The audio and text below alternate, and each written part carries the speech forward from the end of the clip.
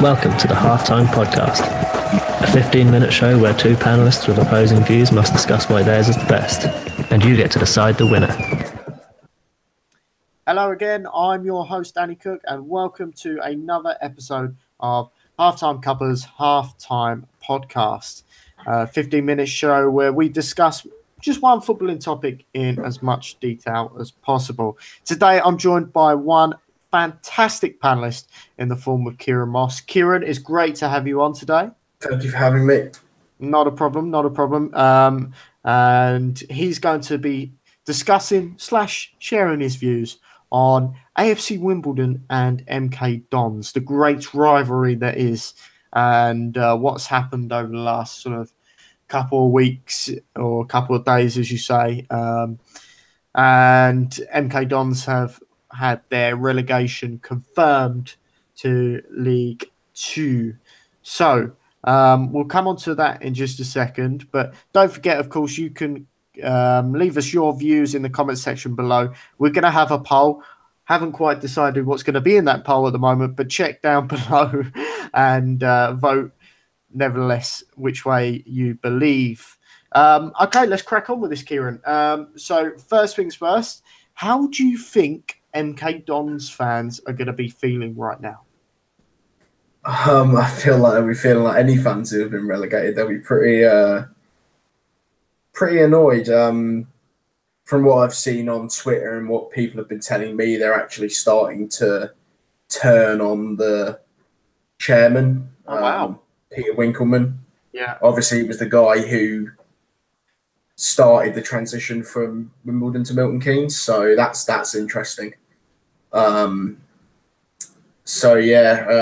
just suspect they'll be very down in the dumps, and I can't remember the last time they were in League Two. Must have been about 2008, 2009, around then. I think since then they've been in League One. So I could hear you just double checking that. Yeah. That's fine. But yeah, I would probably vouch for that. I think they're going to be feeling like any other football fan at this moment in time. Very sore in terms of relegation. It always is very sore. I can speak from experience. I'm trying to think, have you as a Peterborough fan had many relegations? I mean, I know you was in the Championship. Worst experience as a Posh fan, I think. Relegated on the last game of the season. Record points tally as a relegated team for the Championship with 56. That's crazy as well. Crazy. Relegated, we lost to Crystal Palace on the last game of the season. 3-2, I think it was, and went down then. That was not. Since then, we haven't been back up. So, but like I say, we've got relegated from the Championship twice. So used to it by now. Yeah, I have to say, it's one of those things that I think the more times it happens, the more you sort of accept it. But it still hurts nonetheless every single time. Most definitely, the one that hurt the most was the Fulham 2004-05 one for Norwich anyway, when we was relegated from the Premier League. And it was the last day of the season, and it was a 6-0 job. I believe 6-0. It may have even been 5. But either way, we was terrible. Just needed a win to stay up, and ended up bottling it. It's funny. I think that one's one of the greatest escapes in the Premier League, actually, because I think West Brom stayed up. And we had the lowest points. No, scrap that. We were outside the relegation zone on the final day, and I think we ended up bottom. That's how bad it got. Nevertheless, I don't know if you can hear in the background. You can probably hear the raindrops. It's absolutely pouring here. Yeah. It's not great, is it? No. I'm quite pleased we went out earlier, Kieran. It's absolutely chucking it down. Wembley's arch is getting a bit of a clean. So Anyway, back onto this now. Let's look at the flip side then. AFC Wimbledon fans, how do you think they're going to be feeling, having seen their rivals, who, putting it very mildly, they have a mild rivalry with MK Dons, to say the least. Do you think they're going to be like over the moon? Oh yeah, for sure. I know I would be if I'm over the moon for them. Considering, like I was mentioned a tweet earlier from at FC Wimbledon. Yeah. They were like, they gave them an 8 division head start, and then within 16 years they're going to be in a higher division than them finally. So yeah, it's good for them for sure. So I've seen some people suggest it could be a case of footballing karma. What's your thoughts on that? Yeah, for sure. It was bound to happen at some point. Just happened sooner than people probably expected. I don't think anyone could have predicted the rise of AFC Wimbledon especially in 16 years. So yeah, it's considering MK Dons have also been up in the Championship and back down since. Yeah. It's a strange one. It certainly is. I mean, it sort of poses the question, and we'll probably come on to this. No, you know what? Let's do this one now. It sort of poses the question: well, where will MK Dons be? Obviously, they're going to be in League Two next season, but where are they going to end up? Are they going to? Can you see them bouncing back first time? Are they going to be one of those clubs that sort of stay around in that division for ages? Or are they going to slip through that trap door and end up going into non-league football? The problem with League Two is there's not a big difference between League Two and the National League. So, for example, Macclesfield, who have won the league won the Vanarama National League, you'd expect them to be up there fighting for promotion next season potentially. And the teams that come down from League One always seem to struggle in League Two. So, for example, who's gone up this season? You've got Accrington, Luton, and Wickham. And I'm not sure I think Wickham maybe went down last season, but I'm not sure. But Luton and AFC Wimbledon certainly didn't. Are you hinting at a kind of gap between that League One and League Two? In terms of the divisions, is there a gap between them? There's a gap between League One and League Two, yeah, but there's not a gap between the conference and League Two. Like I say, the amount of teams that have done a double promotion between going from the National League to League Two and then to League One, it's ridiculous. And then a few teams, for example, Peterborough have done it where they got promoted from League Two and then promoted up to the Championship. But then other clubs have done it with the Premier League as well. Like Norwich yourself, I'm fairly sure you went up from League One straight up to the Prem. Yeah. I think Southampton did that as well. Southampton definitely did that. So when you get relegated once, it seems like there's some sort of snowball effect, and it's just gonna keep going. Whereas the same happens with promotions. If you get promoted, the morale's high. And you keep that momentum going. But for a team with a 30,000 seater stadium to be in League Two, it's a bit ridiculous. Yeah, I mean, it's one of those things. It kind of forces a hand. Some clubs, some fans may enjoy mid-table mediocrity, but I don't know. Sometimes, actually, I think you look back and would you take a relegation to gain a number of promotions or something like that? It's kind of a gamble.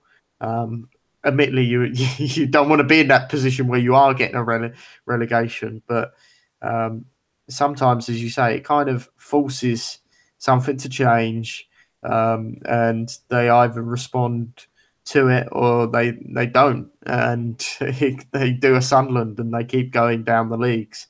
Yeah. I don't know. As you say, that's a huge stadium for that level. Absolutely huge stadium. For sure. I don't know. I think understandably I feel for the fans, because they're the ones who obviously support their team, week in, week out, and they've had to see their team slowly decline. So I feel for them most. I don't know where they're going to be. If you're saying, because obviously you've had the opportunity to have watched more sort of League One, League Two football over the last couple of seasons, and you're sort of highlighting that there isn't really that much of a gap between certainly the non-league, the Vanarama National League, sorry. Not at all. It's the same going down as well, though. Teams that get relegated from League Two very rarely bounce straight back up. Do you think it's a case of the National League structure maybe being more organised, or offering greater financial rewards, or because if you'd go back a decade, would you still be saying the same thing, that you think there isn't really much difference between League Two and non-league? I think in like recent times the gap has certainly got shorter. I think that is through money. Maybe desire as well, because if a team gets relegated from League Two, like their first thought is, we want to bounce straight back up. But teams that have come from lower divisions and worked their way up are probably going to be not want it more, but they're going to be more humble if they do go up. If that makes sense, like they won't just expect it to happen. Yeah. So, for example, Macclesfield, who have been out of the league for a long time, if you compare them to someone like York is a perfect example. They got relegated and then they got relegated again straight away. So, it's just, I think it's when you get used to playing league football and then you drop out into non-league, it's a sudden change that you can't really adjust to quickly. And just going back to really the whole topic, is it supposedly good then for football that MK Dons, who have arguably been managed quite badly, not from a managerial perspective, but from an owners and a board level perspective, that they've been relegated and that AFC Wimbledon have now sort of surpassed them? I think it's good for football. It's good for anyone outside of Milton Keynes, really. I don't think there's anyone that can particularly say they like MK Dons that isn't a fan, if that makes sense. So, for example, if you ask a football fan, what do you think of MK Dons, they'd think of AFC Wimbledon, like the rivalry between them. So, I just don't know. I just don't think they're gonna find League Two that easy. But like I say, go on. Sorry, I was going to say, will they be one of the biggest clubs in League Two? I'm not sure who's actually in there at the moment, but I mean, you've got clubs like Coventry, who are obviously a massive club, absolutely massive club. Two. Yeah. Who I don't know who's going. Well, Northampton might go down there, even though I hate them. They're still a relatively big club. Who else have you got? Notts County, they're in the playoffs. They might go up. They may stay down there. So you've got quite a few solid teams in there that could potentially outclass them for sure. Yeah, it'll be interesting to see. Very quickly, what's next for AFC Wimbledon then? I think they need to consolidate League One football. They've been in and around the relegation zones recently, so I think they need to try and stabilise themselves and look for the future. There we go. There's the full-time whistle. I hope it didn't cut you off there. Was there anything else you wanted to add on that? Not really. Just I'm glad Dean Lewington's career move has finally paid off for him. If there's one footballer I have an absolute passion and hate for, it's Dean Lewington. What is that? He's the only original Wimbledon player that's still playing for MK Dons. He's the club captain, he's the coach, but he started his career off at Wimbledon and moved with them. Yeah. And he's been there since 2004, I think, since the club was formed. So, he's not very well regarded, especially between Peterborough fans. That's for certain.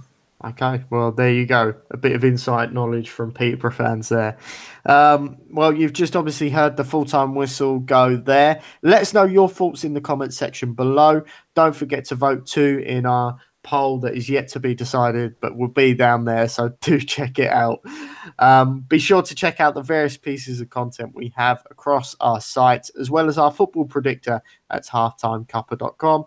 And before we wrap up, let's give today's panelist, Kieran Moss, a massive shout out. Thank you, Kieran.